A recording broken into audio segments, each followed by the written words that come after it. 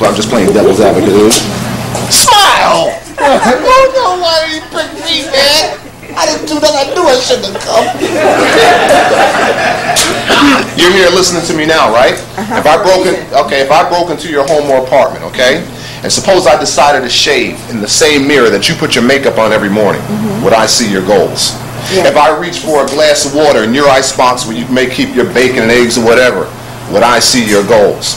If I took off my jacket in the same closet that you take off your blouse or whatever, would I see your goals? If I got tired and slept in your bed on the same side that you sleep on and rolled out the same side you roll out every morning, what would be the first thing that I would see? Would I see your goals? So what thou seest, that thou beest. And that's all I had. When times got difficult, I leaned on my dreams. When people slammed the door in my face, I would just think about my dreams over and over and over and over again.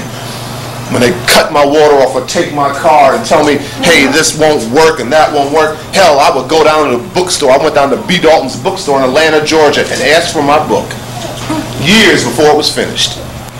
I had a bad day, somebody kicked me in my mouth, and I would do that routinely. Go down to B. Dalton's bookstore and ask for my book.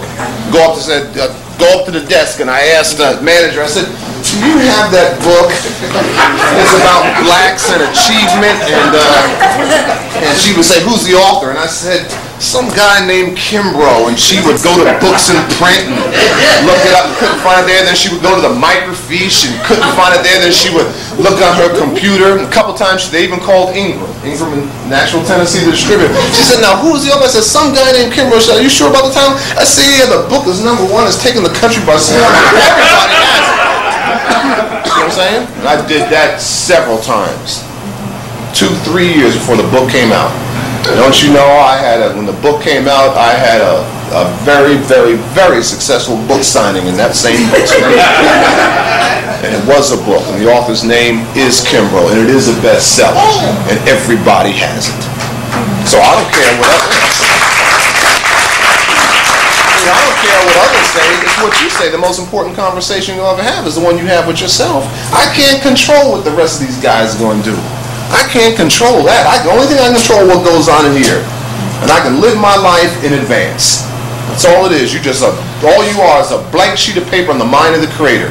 You come into this existence with 2 words. Our Creator gives us 2 words, I am, and leaves it up to you to fill in the blanks. Some folks say I am rich. Some folks say I'm healthy. Some folks say I'm prosperous. Some folks say, hey, I am wonderful, whatever. And then you got a whole contingent of other folks say, hey, I am downtrodden. I am down and out. I am poor. I'm impoverished. You fill in the blanks. Our Creator doesn't know who's rich and who's poor. Our Creator doesn't know if John Johnson's worth $150 million and T. Boone Pickens and Ross Perot are billionaires and some poor black woman in Oakland is, trying to put an existence together. Our Creator doesn't know that. The only thing our Creator knows is the thoughts that you send out.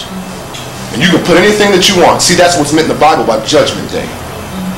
See, the Bible tells you Judgment Day. We've been taught Judgment Day. If we've been good, we go to some place called heaven. If we've been bad, the Creator pulls a trap door on us and we go to hell. That's not Judgment Day. Judgment Day is a day in which all your thoughts become things. If you want a different Judgment Day, then think different thoughts. Right now, this is my Judgment Day because I thought these different thoughts. That question about how you began writing. How I began? Like if a person wants to write, like what you want to write? You want to write? Then write every day. Okay. You write every day. Okay. You write every day.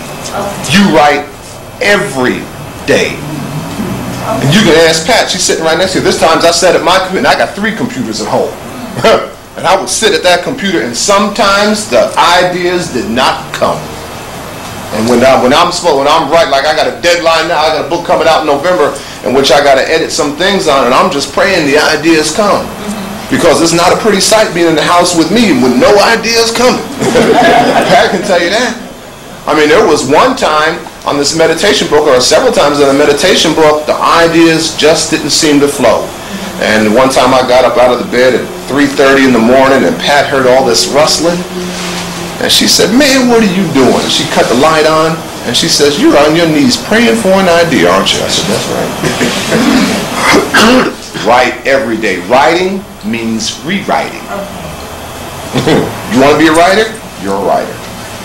You surround yourself with the image of yourself. Why is my book a bestseller? Because I did one thing right? No. My book is a bestseller because I did 90 things right. Besides interviewing all these black achievers, I interviewed 6 best-selling authors, asking them, how do you write a bestseller? I interviewed Charles Garfield, who wrote Peak Performers. I interviewed Harvey Mackay. I interviewed George Gilder, who wrote Spirit of Enterprise. I interviewed Robert Shook. All best-selling authors. And I asked them, how do you write a bestseller? And they told me, and I put it all down on a piece of paper, and I just did it. You see, Booker T. Washington says success always leaves footprints. Booker T. Washington said success always leaves footprints. It's not rocket scientry. You surround yourself with the image of yourself, and you never ever take advice from anybody who's not in life where you want to be. Would you? I was on a radio talk show, and I don't know what town it is, and the guy says, anybody have any questions for Dr. Kimbro? And this guy called up and says, yeah, I got a question for the doctor. I want to be a millionaire. And I said, that's easy. Take a millionaire to lunch. He said, well, why should I take a millionaire to lunch? He's a millionaire. He ought to take me to lunch. I said, no. See, you take the millionaire to lunch to find out what the millionaire knows. The millionaire doesn't even know what you know. He's already been broke. You need to find out what he knows. Any other questions? What are the steps that you have a goal that you work and financially saying I have this goal and I'm trying to reach it, but it's, to you it feels like it's taking forever to reach that goal? Well, I don't know what it's going to take for you to reach your mission, but if you're not in life where you want to be, or you're not in life where you need to be, it's because of one thing and one thing only. Your goals are not clearly defined. That is it. That is it.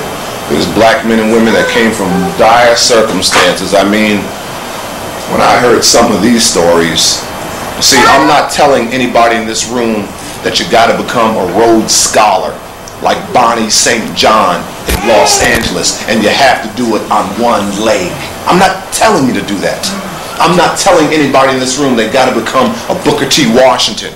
How old was Booker T. Washington when he founded Tuskegee? 24. What were you doing at 24? And he went door to door. Booker T. Washington went door to door and raised $6 million. I'm not telling you to do that. You see what I'm saying? I'm not telling you you got to go through the nonsense that John Johnson went through to start Negro Digest that became Ebony. I mean, when I interviewed that guy and I went to S.B. Fuller's offices in Chicago, they told me that John Johnson Fuller was